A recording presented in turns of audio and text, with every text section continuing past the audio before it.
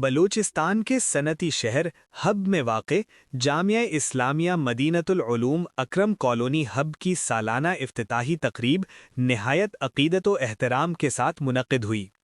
تقریب میں جامعہ کے مدیر حضرت مولانا مفتی کفایت اللہ، نائب مدیر حضرت مولانا محمد اسماعیل، ناظم تعلیمات حضرت مولانا مفتی عبد الواجد، حضرت مولانا مفتی عبد الوالی اور حضرت مولانا سمیع اللہ سمیت دیگر اساتذہ کرام نے طلباء کو مخاطب کرتے ہوئے کہا کہ آپ لوگ خوش نصیب ہیں کہ اللہ تعالیٰ نے آپ کو علم دین حاصل کرنے کے لیے منتخب فرمایا۔ دنیا میں بے شمار لوگ مختلف کاموں میں مصروف ہیں، لیکن اللہ تعالیٰ نے آپ کو علم دین کے لیے چن کر ایک اعلیٰ مقام عطا کیا ہے۔ انہوں نے کہا کہ علم حاصل کرنے والوں کا مرتبہ دنیا و آخرت میں بلند ہوتا ہے۔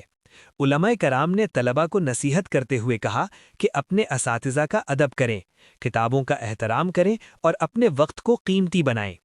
وقت کی اہمیت پر زور دیتے ہوئے کہا گیا کہ جو وقت گزر جاتا ہے وہ دوبارہ واپس نہیں آتا، اس لیے ہر لمحے کو علم حاصل کرنے میں صرف کریں۔